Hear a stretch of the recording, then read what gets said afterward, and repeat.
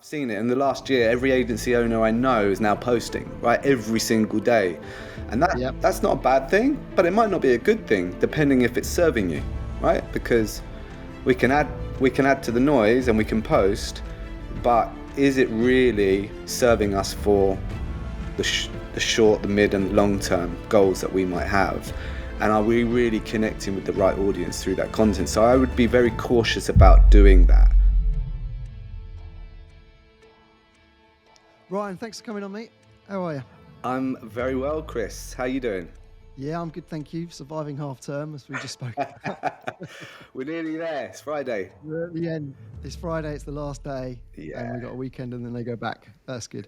So, can you just give us a bit of an introduction as to how you got into personal branding and how Jago came about and what they're all about? How are they different to all of the other personal branding agencies and freelancers out there? Wow, that's a big question. I'll try and break it down for you. Let me start with an overview of what Jago is and why we think we're different. Jago basically helps incredibly talented people raise their profile so they can have a bigger impact on the people that they serve.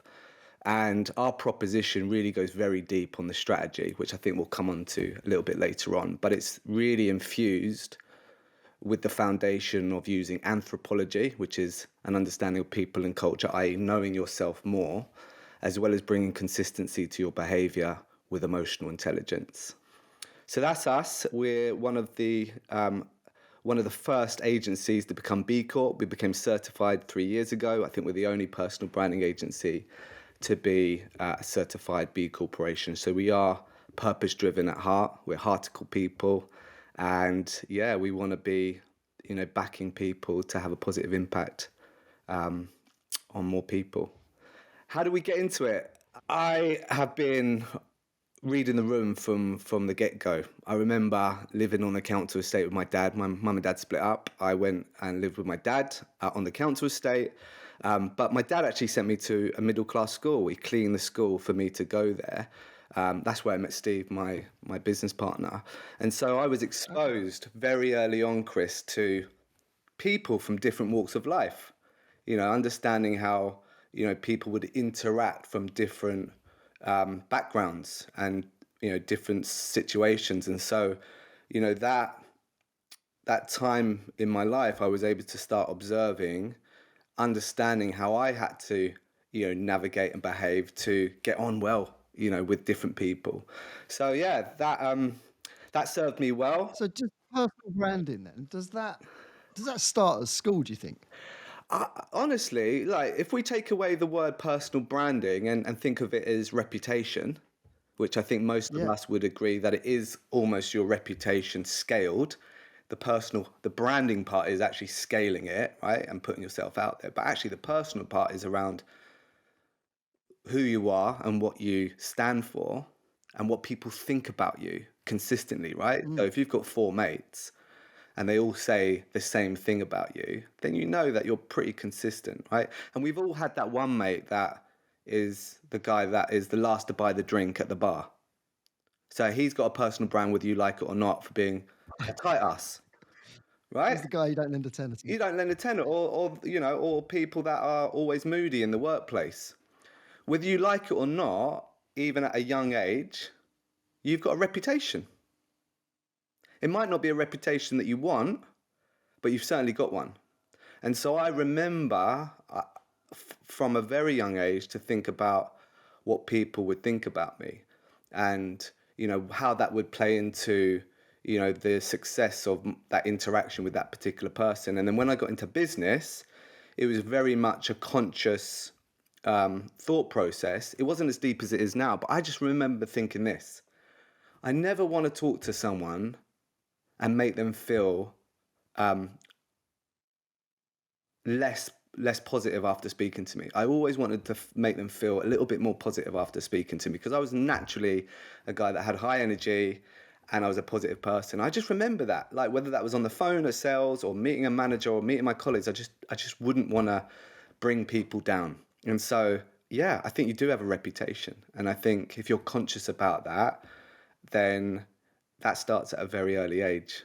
it was quite interesting that you just said that, because if you think about it, when you're at school, you know, if you're popular in even in junior school or at secondary school, whatever, secondary school maybe is more about survival, right? But Yeah. if you can get on with the school bully, the school football captain, the person that's really good at geography that sits in the library and everything else, then you're going to kind of have your popularity, if you like, or your brand is going to be quite likable, isn't it? And I guess dealing with different personality types, Yeah. which then you can translate that into sales, perhaps, where you have to deal with different character types. It's Yeah. just quite interesting. I've never really thought about it like that before. If you think, about, Yeah, everyone's got a personal brand, whether they know it or not. If you're in business, whether yeah, you're at college, whether you're at uni, wherever you are, I've got a reputation with my wife. Yeah, we and all have. yeah, I've got a reputation with my wife. It's not necessarily the one I want. No, it is, and that's the key thing, right? It's consistency. And so people will come to us and say, I want to build my personal brand. They've already got one. What we're talking about just being intentional about how that is, and whether it's in How you use it then for business, and basically. how we use it for business. And so yeah, so that helped me navigate those circumstances when I was younger. Didn't do particularly well at school, dropped out of school, went into a sales role for 5 years, and then got headhunted by the big people at Yellow Pages before Google came along and started to eat our lunch. And yeah, I remember selling ads for 79 quid when I first started, bashing out the phones In the yellow book. in the yellow book. Yes, in that big yellow book. Yeah. And I remember when I first started, I couldn't sell a bean for a couple of weeks. And I've just gone from being top salesperson at this small company to joining the biggest sales force in the country at the time. And I've just been on this amazing training course and I couldn't sell anything. And I remember saying to my dad, I can't sell anything. What's going on? And my confidence dropped. And he said, what are you doing? And I said, well, I'm following the script. I'm doing exactly what they're telling me to do. And he said, that's the problem. You're a clone. You're not showing your character. You're not being the person that got you to this position in the first place. And so the penny dropped. And so I started to be more myself, show my reputation, deal with the calls how I wanted to deal with them. And before too long, I kind of went on a progression within that business, and I ended up looking after the largest multi-million pound portfolio. So I spent 12 years in one of the biggest sales forces, and I remember someone said, no one has actually ever gone from the bottom to the top. How have you done it? And I couldn't really explain clearly what that was, but they basically said, you haven't once mentioned money, and what you've talked about really is wanting to build trust with people. And so I realized that sales wasn't just about the gift of the gab, it was the ability to build trust with people. And so I went on this big deep dive of understanding how you build trust with more people, and I landed on this subject that I'm so passionate about, of emotional intelligence and the ability to self-regulate your own emotions and being able to turn up. Because there was this saying, which is basically EQ is about understanding how our emotions impact our actions and how our actions impact our interactions with other people. And that ultimately determines the outcome of the relationship. And so I was conscious about that. And long story short, it served me really well in a great career at Yellow Pages. And then after 12 years, I decided to leave. And set So up that my going off business. script, and setting up your business, but that going off script is there's a really key point there, I think, especially for business owners, and like it's the not selling, isn't it? It's building that trust. Yeah. And I think a lot of mistakes that people make is they wonder why they get no traction is because they'll start posting on social or something like that. Yeah. And initially they think I've got to get my company in there. I've got to sell my company. I've got to tell everyone how great my company is, or that you need to buy this from me. Yeah. And obviously that will get no traction at all. No. And which we'll come on to in a minute, but then you can put something completely like personal or something that's not to do with work and they get a lot more likes. Yeah. And then you've got this argument of LinkedIn turning into Facebook or anything else. So it's really interesting how those different messages play, isn't it, in terms of what people Yeah, definitely. get appealed to, basically. Yeah, and I had my own brand, right, within a brand at Yellow Pages. So there was this big brand of Yellow Pages, and most people would dine out on that and use that to leverage, higher sales. But actually, what people were buying from was me. There was a difference between me and the other salespeople. We both had the same corporate brand behind us, which was Yellow Pages, Mm. but the difference was I'd built my brand with those particular clients within the business of Yellow Pages. So, that for me was fascinating to have suddenly realized that and then really be conscious around making that connection with people when I would go and see them, and I'd make them some commitments. And so they would get to know me. And so that was part of my success. And that was also part of my downfall, because when I left to set up my own business, I had all of this great reputation within this massive sales organization as one of the top performers in that business, and also a good guy that would look after people well within the company, to suddenly a nobody. I guess that knocked your confidence as well, did it? Or how did you get started? Well, I felt like a nobody again. So I set up this business, this full service agency. It was basically selling similar stuff to what Yellow Pages was offering, but just in a more sort of boutique way. When I left, because Was this still offline? Sorry, was this before the internet no, still? I'm not that old, mate. Well, well, you were selling in a yellow book, and then you said you're selling the same. No, mate. Yeah. So back in the day, I was selling Yellow Pages because that's when I first started, Right. and then during that So that then time, moved to an online model yeah. while But you were during there. that time, I was basically selling Google. I actually helped Yale do a deal with Google. We became one of the biggest resellers of Google because we had the sales team and we already had a pre-existing account. So we were selling digital services, websites, Yale.com, Yellow Pages, Right. and Google, a package basically.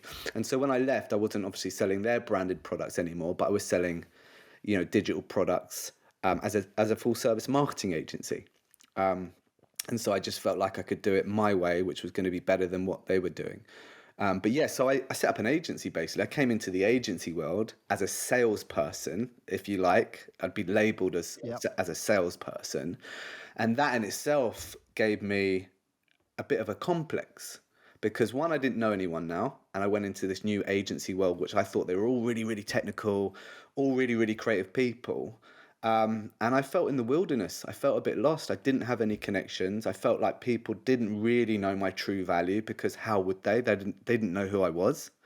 But I had all of this inner sort of self-talk within me, and often sabotaging thoughts around my own value. And so yeah, it did knock my confidence. And I remember going to my first agency event. I thought, I've got to get myself out there now.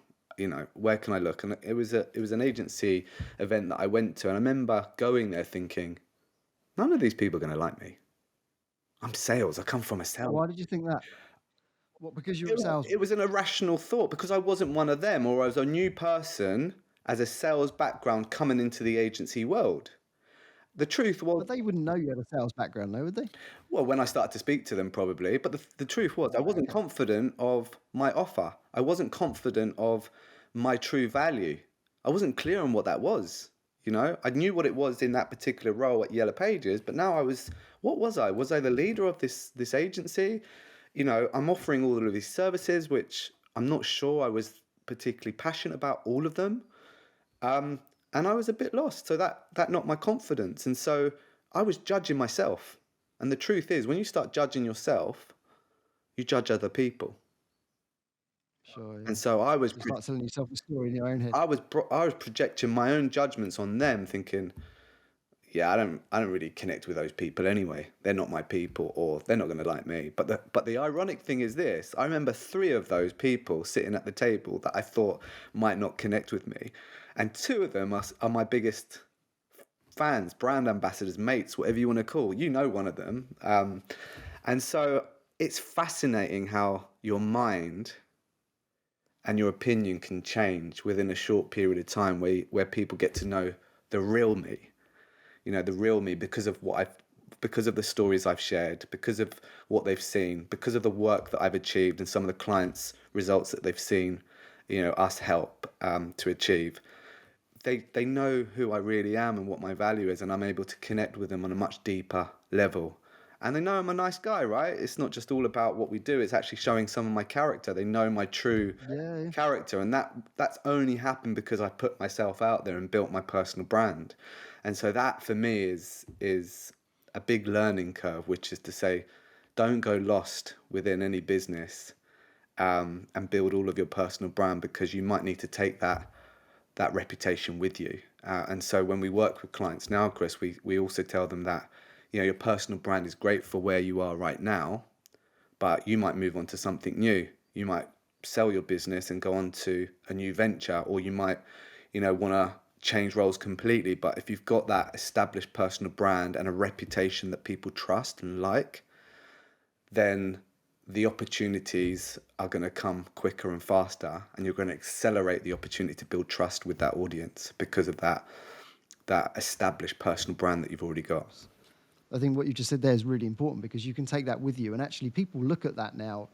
If you want to look at someone's CV, or you can look on their LinkedIn or whatever, you can probably get more value from their LinkedIn than you can from their CV to see what they're about. Yeah. And actually, if they can bring an audience with them and bring a voice with them and become an advocate for your own business, then that's very powerful. It's a very powerful thing to have on your CV, if you like. Big time. So how do people get started with this, though? I mean, is it all about LinkedIn, especially in business? Is it all about LinkedIn? Is it You're talking about Twitter? Is it building their personal brand. Where's the Obviously, start point? starting your brand? Yeah, starting your personal brand. I mean, obviously, it starts with the people you work with and the people you meet offline, Yes.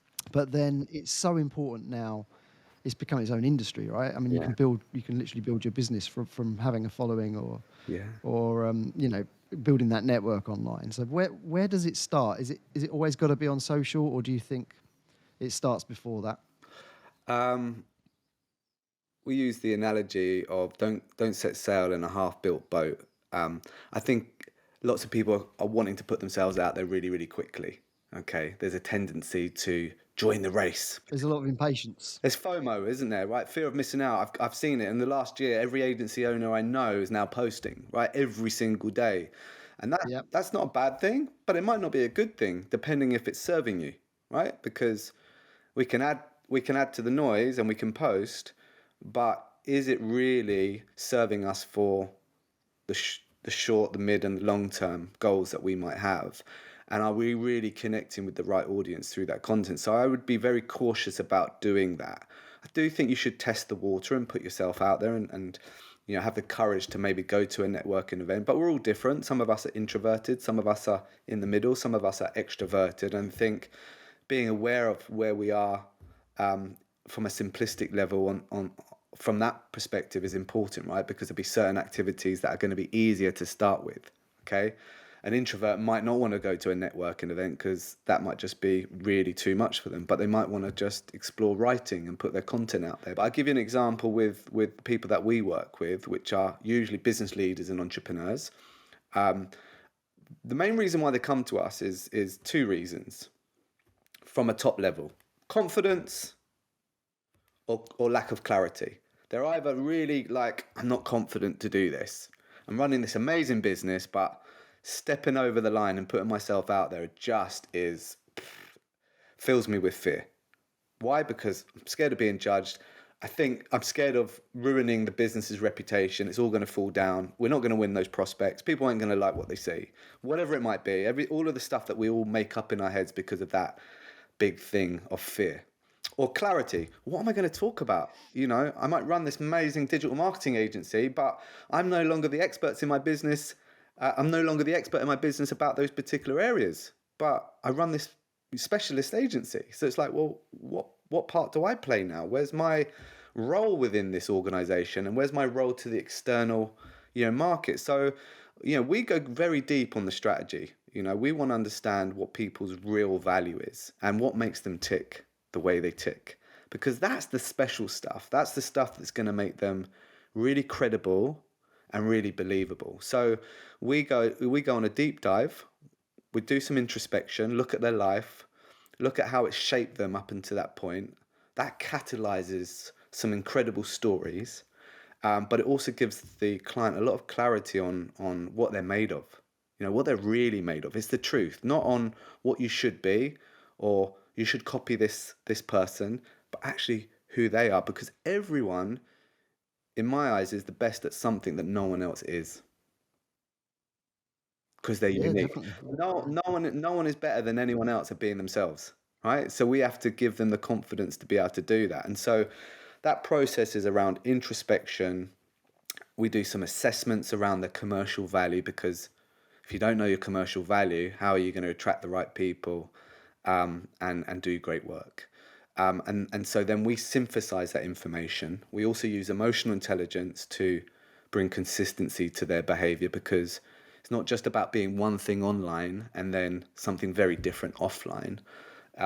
We're not trying to augment reality here. We're trying to bring consistency to people's personal brand. We want the truth. I want people to be, not, I don't want people to spy on me, but if they were to look into my house and see me behaving, they would say that actually that's quite consistent with what I'm seeing him present What I'm himself seeing like online. outside. Yeah, I'm trying to walk the walk, right? It's not always easy, Dealing with your kids is going to be quite different to dealing with your people in business, and it will change, and you'll be more conscious and less conscious in certain dynamics. But ultimately, my character and the way I turn up to the world should be pretty consistent, and people should feel that. So the EQ brings that. Then what we do is we clash all of that information together and we build them a strategy, actually understanding what that looks like. And within that, the real gold and the real value in that is your positioning. What is your positioning over and above your job title? Everyone knows what a CEO is, or might do, or everyone knows what a director is, but actually we're much more than our job titles. So with those positioning statements, which is really a distillation of everything that we found out about you, people can get what you're all about. And so that gives our clients great confidence to say, I understand who I really am, and I understand my value to, the outside world. And so I would say for our clients, that's paramount for them to gain that confidence and clarity, but also give them longevity, because it has a lot more depth and breadth to it than just going out there and just adding to the noise. I don't want So that. what does that strategy look like in terms of, because obviously, one of the things you sort of see a lot is sort of educate, inspire, entertain, isn't it? Yeah. There might be another pillar missing there that I've missed, but is it all about, um, just appealing to the people that might want to buy from you? Because obviously, agency business owners, they're going to get into this because they think they can win business from it, which is true. Yeah. But there's only a very small portion of that audience that's might buy from them if they're looking at that time and you're front of mind. That's the secret, right? Yeah. How important is it to sort of almost knock that away and just let that naturally happen? And then how does that strategy? Do you sort of work off those pillars? Like you say, if you're a business owner and you're not the expert anymore, you're now running the business. You then become known as a business owner rather than someone that is an expert in A, B, or C. Yeah. How does that strategy translate into what you then post? Yeah. So the strategy feeds into the content buckets, really, as we would call them, because through that process of discovery, we work out the real things that you are really passionate about, and also where you're going to win, right? Because we want you to be the athlete that knows exactly what race to run, where you've got the best chances of winning, and making sure that you stay out of the lane that you're not going to win in, because what's the point, right? And so that strategy and discovery phase almost shapes where you're going to win. And so you're going to win by talking about the things that are going to give you the most credibility. And so through that process, we establish those key topics, and there might be 4 key pillars as an example, and within those there'll be subtopics that we talk about. So for instance, I might talk about EQ, emotional intelligence, because I'm qualified in it. I've been passionate about EQ for the last 15 years because it's saved my life. It's helped me become successful. I now use it within my business. But within that might be a subscale of how EQ can help you convert more business, as an example, because EQ in sales is very, very powerful, but EQ in something else about, well-being. So, there'll be these key themes that we can arrive upon that will really give you the clarity on how to turn up. And within those, you can bring your own personal anecdotes and real life stories alive within them. And so that's a skillful technique when it comes to the storytelling. But ultimately, those key things really are the things that you should be known for, and they should be connecting with your audience, both from a business prospecting opportunity perspective. They should be attached to your commercial strategy, and that could be winning more business, attracting more talent, or attracting investors, whatever it might be. So yeah, part of your personal brand strategy should be connected with your current business strategy. It's different. You can afford to be more outspoken than your company brand, but actually the DNA is the same.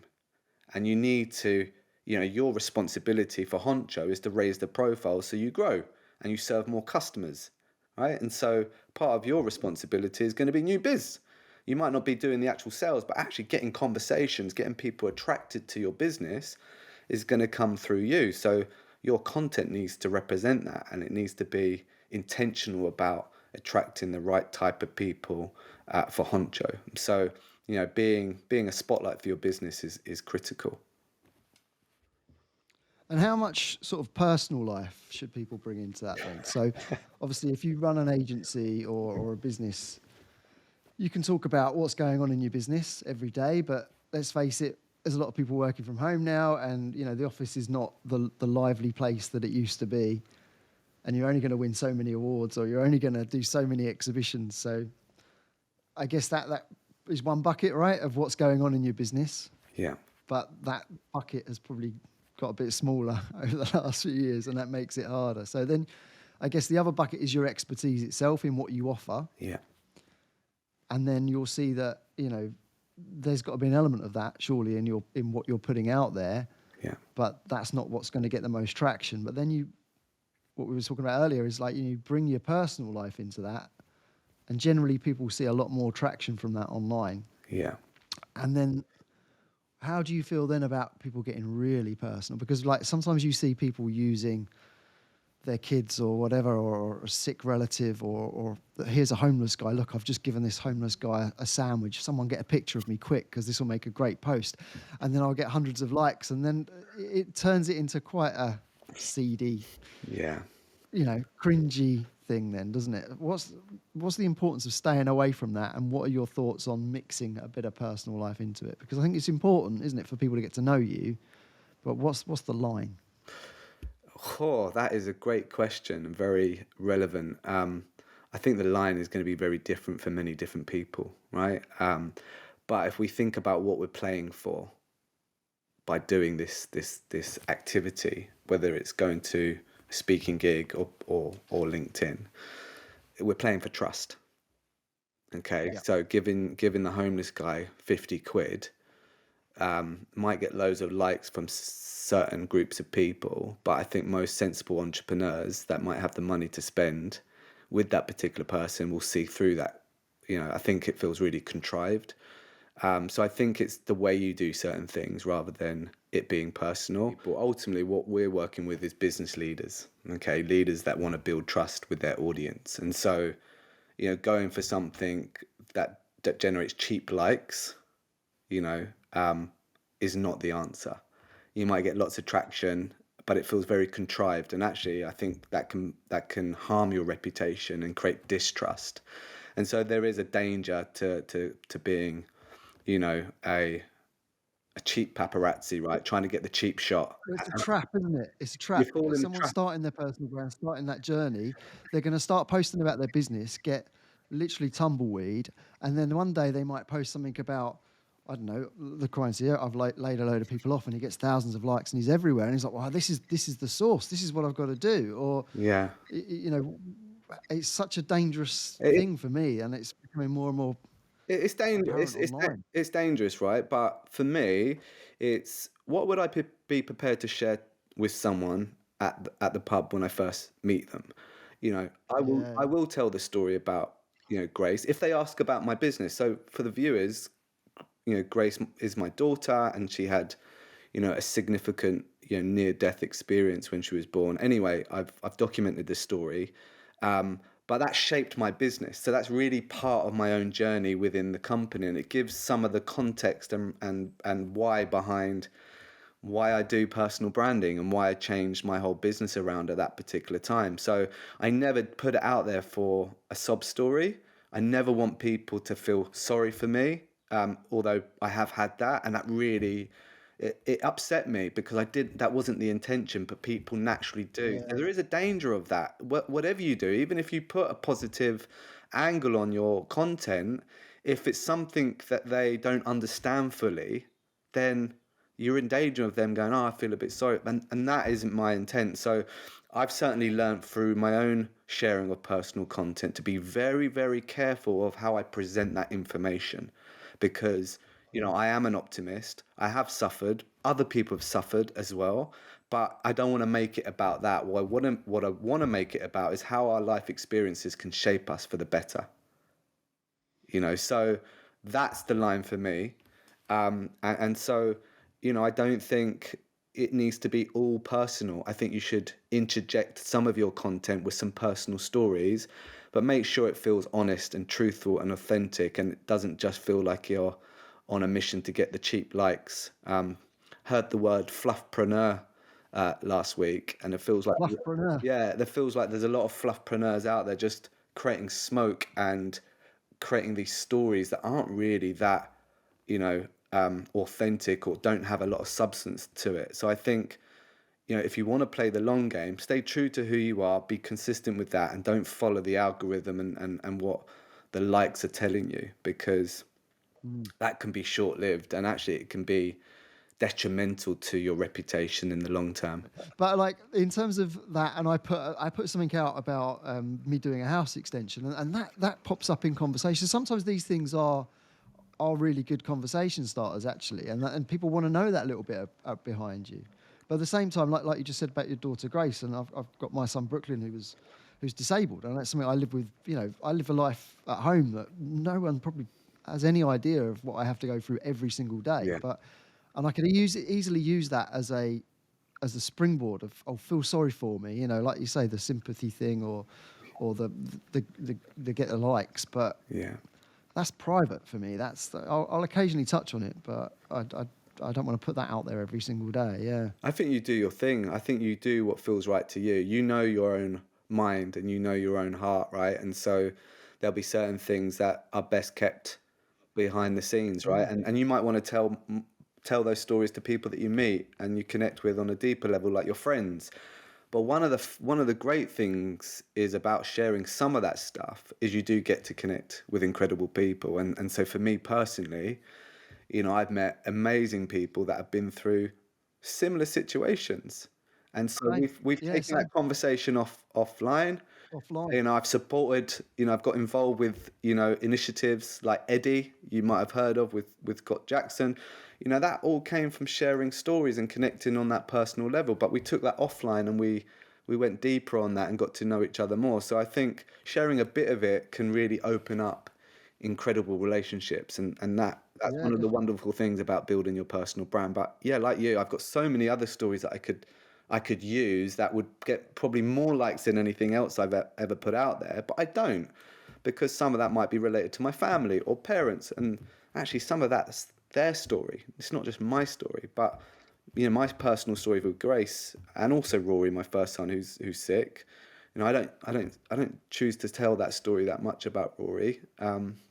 But that's shaped me as well. So, I tell a story if it has a purpose to it, and that certainly has, because it's shaped what I do for a living.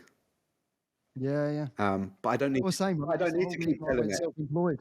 Yeah, No, it's the same for me. I mean, the whole reason I went self-employed initially was he was born prematurely. He was in hospital, and yeah. I got offered a job in London, but I thought, no, I'll try and do my own thing. And yeah, look how that turned out. Hats off to you, man. 15 years later. You're doing an amazing job. Look at the brand, and yeah, respect to you, massive respect. No, and to you. Because people don't know the struggle, they don't know the real juggle.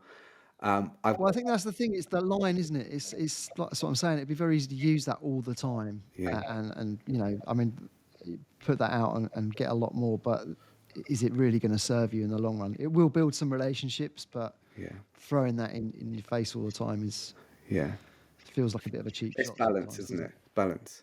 Yeah, Yeah. exactly. So can we move a bit on to the emotional intelligence? So first of all, what is it in terms of how is, for anyone listening that doesn't really understand, but it's a great word. Is EQ, is it Yeah. known as EQ, well? EI, Yeah, yeah. EQ. Yeah.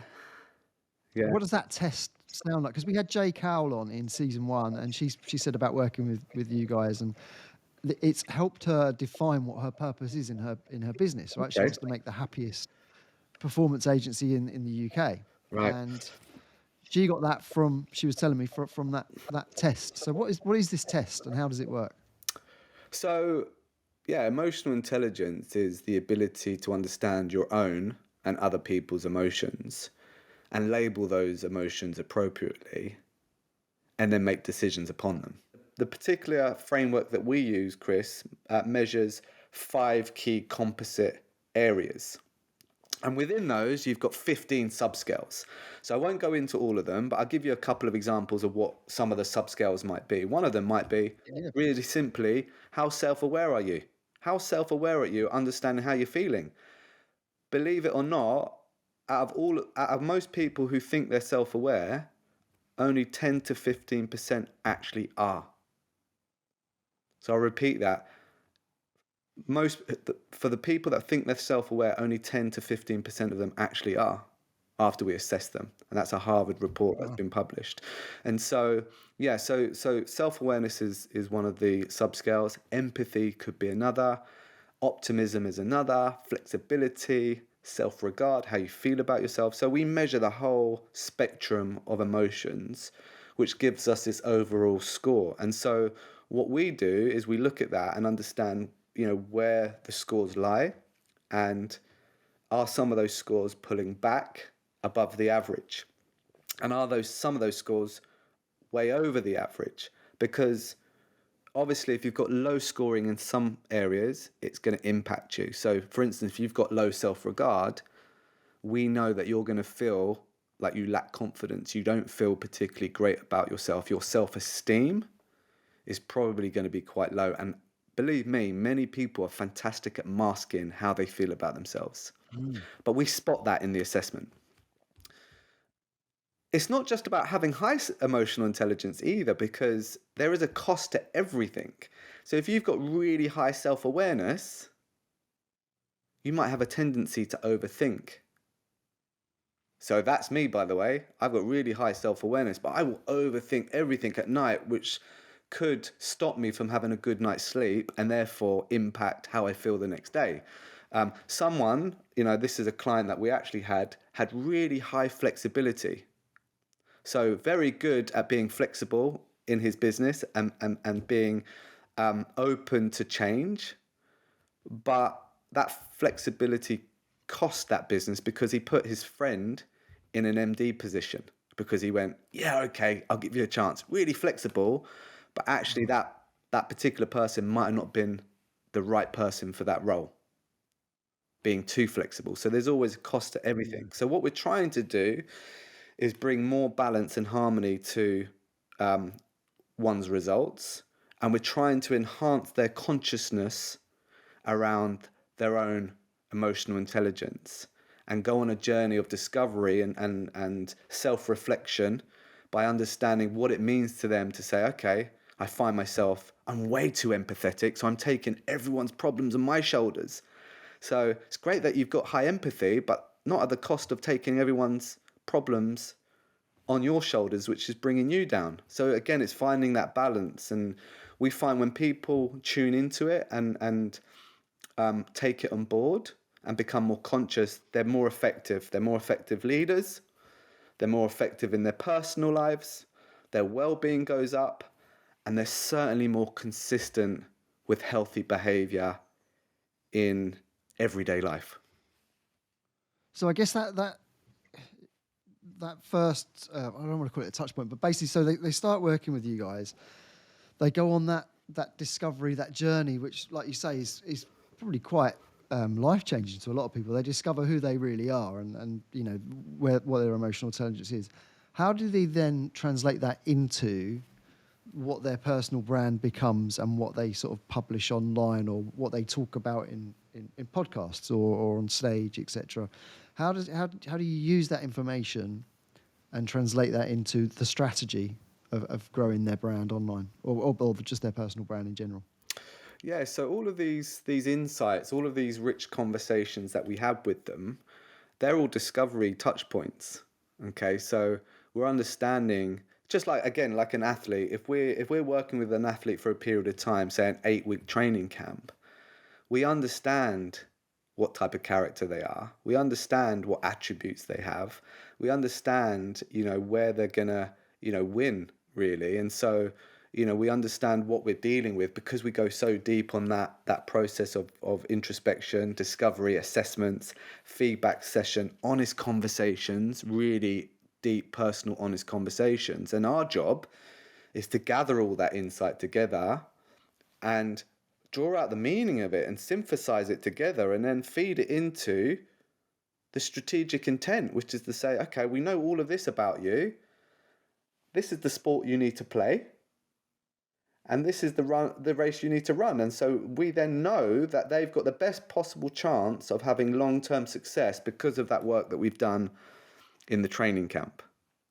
Yeah? So I guess when that translates then into content, if you like, so again, going back to a business owner, ultimately for a business owner or agency owner, this building a personal brand, a lot of it, so much of it now translates onto online, doesn't it? It's Yeah. so much of it is what you post basically on social media or what you blog about. But let's be honest, the majority of it now for in 2023, it's what you post on LinkedIn, Yeah. which you see as could change your business. So I guess from those insights, what that brings you almost questions that you can then ask based on those attributes or that emotional intelligence, which then draws out the stories. Is that right? And then it then draws out what they then can then ultimately talk about. That's the end product, right? Yeah, like so throughout all of the stages, it catalyzes storytelling opportunities. Whether that Yeah, yeah. whether that's backstories, whether that's connecting some of those backstories and those experiences from our backstory to what we do now, right? I'm a people promoter. At heart of it, I want to see people win. And weirdly enough, my life has been around protecting people in different situations because I had to protect myself as a child. And then when I do an assessment on my strengths, one of my key strengths is I'm a developer, which is basically I want to help other people win. So that feeds into my positioning. So I know with what I do for a living has purpose behind it because all of these things tell me it's the truth. The story, the assessments, all of those things feed into that. So instead of having to think about me and what I've done previously and just saying, well, I'm just a salesperson because that's what I've done, actually, I'm much more than that. I don't have to be given the label by anybody else. Salesperson because I was in a sales capacity, but ultimately, I was able to build trust more than most people in that business. So I can take that skill of building trust and use it in a new format, if you like, which is now helping other people build trust through their personal brands. Bring in some more discovery work into that, which I've done on myself. I am an apprentice of my own work. It becomes a lot more robust. And so that's helped my confidence massively. And then when you see the results of your work, then suddenly you go, yeah, I'm onto the right thing. I know that I'm playing in the right arena and playing in the right position. And talking about the right things. And talking about the right things. You still need to check yourself Yeah. sometimes because you can get, you know, No, but you're playing to your strengths you can get basically, and you know distracted. what those You're strengths playing, are. you're playing. I Yeah. don't, I don't news jack. I don't jump on the latest trends. If you look at my content history, I won't just jump on latest things because I think they'll generate me visibility. I keep consistent with what I want to talk about that's meaningful to me and Yeah. actually probably, hopefully, is meaningful to my audience. And so they're the things that I think are the things that some people miss when it comes to building their personal brands. It's like it's not a Mm. brand, it's just noise. And so understanding yourself deeply, authentically and honestly and looking yourself in the mirror and go, is that really who I am? And if it is, explore it further because when you can know yourself on a much deeper level from an identity perspective, who am I? What shaped me? And where's my value? Then you know where you need to go and help people. Where do you think this is going to grow? two? I mean, obviously, with LinkedIn, it's about trying to win business. Do you see that becoming a bit like Instagram influencers and YouTube influencers, where can they make money off it eventually? Can you monetize that LinkedIn presence or that following on LinkedIn? Where do you see this going? I think it's going in lots of different directions. I think, the personal branding phenomenon has become, it's blown up, right? In the last year, everyone on LinkedIn is a personal branding expert as well. So it's like, I Yeah. think the people that were into social media have now moved into personal brand.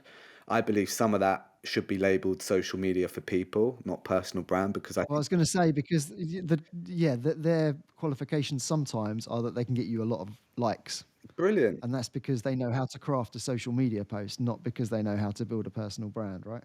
Absolutely. But you have to be careful with that. And we actually say we don't build personal brands, we empower people to build their own. And the reason why that's so important, it's a bit like us being fitness instructors and taking on clients. They need to know what it feels like to get fit, because that's when they're actually going to feel that real satisfaction from going through that process. If someone writes you content, okay, and you're not involved with that, or you're not even collaborating with that, right? We write content for people, but there's a collaboration process, and we've gone deep on that strategy. But if it's just done for you, then there's a risk, because what happens if you get asked to come on a podcast and you can't talk about that because actually someone else has been You've presenting, not written any of it. you haven't written any of it, and actually you've been presenting yourself completely different to who you are. That person, that social media person, has augmented your online presence. So that's a danger. So anyway, and that brings me on to like what, a question of what does personal branding look like in the metaverse? One of our clients, Ben Fry, is a metaverse expert, and we've had conversations about what does that actually look like? Can you build a personal brand in the metaverse? Like visually, what does that look like? And actually, can you Mm. create those nuances that you can in real life through the metaverse? But in terms of where I think it's going, can you monetize it? Yeah, I think you are getting certain business leaders getting such big followings now that they're almost becoming influencers, because people are following people. So I think there's a Mm. play, but they are tipping over into celebrity status. So I think that's one thing. I think video is going to be an important part of personal brand for this year and next year. Why? Because I think so many people are now building content or putting out content to get cut through. I Well, think it's about being a creator now, right? It's not just about writing a text post. It's building that personal brand again. If what's the use if they don't know what you look like or what you're like in real life? Yeah. But it builds connection, right? If people can see you talk Yeah, yeah. and they can see the whites of your eyes, or they can see you communicating in a podcast or video, then that will generate more opportunity for speaking and speaking offline. So I think video is going to be a major part of it. I do think that the fluffpreneurs, which are just hyping up everything, I think that will settle down, and I think LinkedIn will start steering towards more value add content, because really that's what people are turning up to LinkedIn for, which is to help grow Mm. their business or learn from certain things. So I think that reshift slightly towards more insights, actual tangible, relevant content that you can take action from.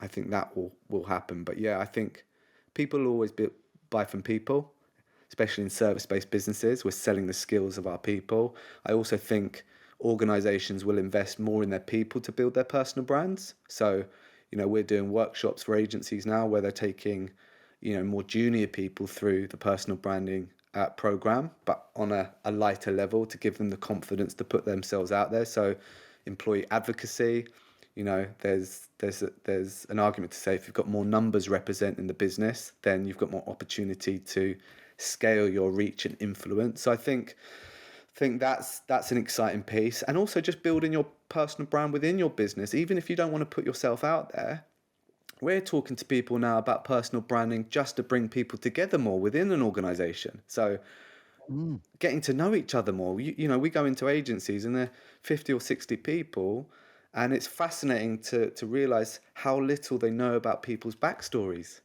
Maybe because of COVID, maybe they joined during, lockdown, and they haven't actually got to know each other on that personal level. So personal branding itself, when it's a discovery of who you are, your identity and what you stand for, can also help you connect with your fellow colleagues.